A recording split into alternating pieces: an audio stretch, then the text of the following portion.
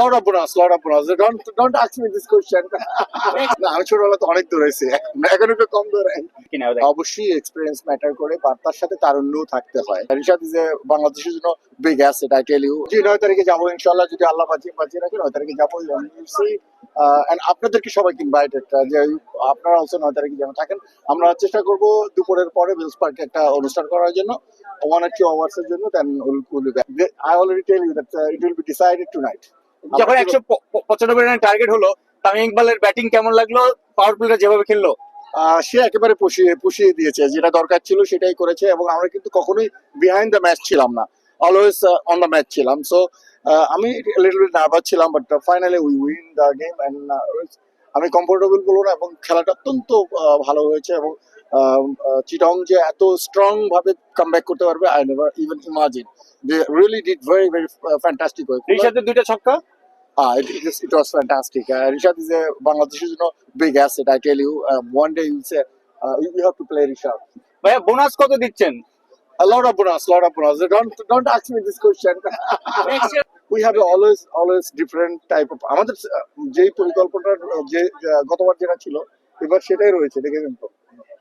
আমরা চেষ্টা করবো আমাদের প্লেয়ারদেরকে ধরে রাখার জন্য। মিজান ভাই, বয়স্ক অনেকে বলে যে বয়স্ক দিক দিয়ে হয় না, কিন্তু ব্যাক টু ব্যাক 2 সিজনে দেখিয়ে দিলেন তামিম, মুশফিক, রিয়াদরা আসলে এক্সপেরিয়েন্স ম্যাটার না করেন কিনা? অবশ্যই এক্সপেরিয়েন্স ম্যাটার করে, বা তার সাথে তারুণ্যও থাকতে হয়, যেটা আমাদের দলের মধ্যে রয়েছে। দেখেন আমাদের মধ্যে হৃদয় রয়েছে, রিশাদ রয়েছে, শান্ত আছে, lot of player is there. So আপনি মানে দুটোর কম্বিনেশন না হলে কিন্তু আসলে হবে না। সো মানে আপনার অভিজ্ঞতার একটা দাম আছে। তামিম ইকবাল 22 গজে ক্যাপ্টেন্সি বা ব্যাটিং তো অবশ্যই সবাই দেখে, অফ দ্য ফিল্ডে ক্যাপ্টেন তামিম কেমন মোটিভেট করে, কেমন দলকে চাঙ্গা রাখে? আপনারা তো আমার ধারণা ঢাকা বাইরে থেকে দেখেন, he is really very good captain. And আপনি কল্পনা করতে পারবেন না হাউ সে দলটাকে যে জেলিংটা দিয়ে দিচ্ছে, সেটা মানে এই জেলিং এর জন্যই কিন্তু আমরা জিতে যাচ্ছি। There is the one motto that team jailing না হলে আমরা কিন্তু জিতে পারতাম। খুবই ভালো লাগে। দেখেন আমরা সবাই বাইরে রয়েছে, আমাদের অলওয়েজ চিন্তা করি যে আমরা কিভাবে সবাইকে নিয়ে থাকতে চাই। যেমন আমরা দুজন প্লেয়ারকে কিন্তু এই ক্যাটাগরি থেকে ডাকছিল না, আমরা কিন্তু দুজনকে নিয়ে নিয়েছি। এবং কেন নিয়েছি আপনারা জানেন নিশ্চয়ই। যদি রিশাদ ভালো না, কথা বলে সাইডে যান, অটোমেটিক শান্ত, এখানে ইন্টারভিউ হচ্ছে না। So we make a option. But Rishad যেহেতু ভালো খেলছে, বল করেছে, এবং আপনার শেষের দিন কিন্তু একটা ফ্যান্টাস্টিক নক করেছে। শান্ত একদিন দুদিন ভালো খেলেছে, বাট আমরা যখন অপোনেন্টকে চিন্তা করে আমরা কিন্তু দলটাকে সাজাই।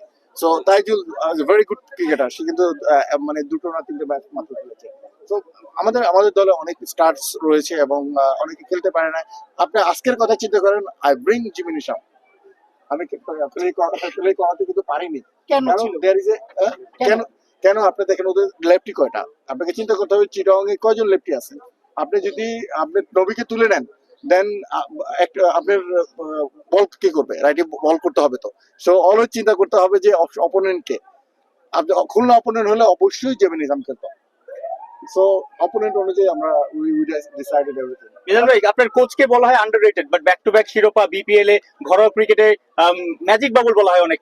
আমি আপনাকে বলতে পারি ওনাকে আন্ডাররেটেড বলতে পারেন, যে ভোকালি আপনার সাথে কথা বলতে এসে হয়তো সুন্দর কথা বলতে পারবে না, বাট সে খেলার মাঠে সে দুর্দান্ত। সে আপনি দেখেছেন আন্ডাররেটেড হলে তাহলে 2টো ব্যাক টু ব্যাক উইন তো হতো না। এবং তার দল কিন্তু এনসিএল এ ফাইনালে খেলেছে, তারপরে আরেকটা কি টুর্নামেন্ট, সেখানে লঙ্গার ভার্সন দুটোটাই ফাইনাল খেলেছে। So how is underrated? Is good coach. Even last year we have a foreign coach, আমরা এই বছর কিন্তু নেইনি। আমরা মনে করছি we don't need, because we have a lot of experience player, so we don't take it. Match শেষে মিজান ভাইকে দেখলাম যে এক দৌড়ে 22 গজে একদম পিচের সামনে চলে গেছে। জীবনের সবচেয়ে বড় মানে জোরে দৌড়টা কি আজকে দিলেন? না আমি ছোটবেলা তো অনেক দৌড়াইছি, এখন একটু কম দৌড়াই, এখন খুব শান্তশিষ্ট হয়ে বসে থাকি। বাট আজকে দৌড়টা দিতে হয়েছে, এটা ইজ নিডেড। মুশফিক ভাই কি বললো তখন? না জেতা তো আসলে, এবং পরপর 2টো জেতা আল্লাহর রহমতে আমরা জিতেছি। অবশ্যই উৎফুল্ল ছিলাম বলে তো দৌড় দিয়ে গিয়েছি। And they are very happy, আমরা full team squad really very happy.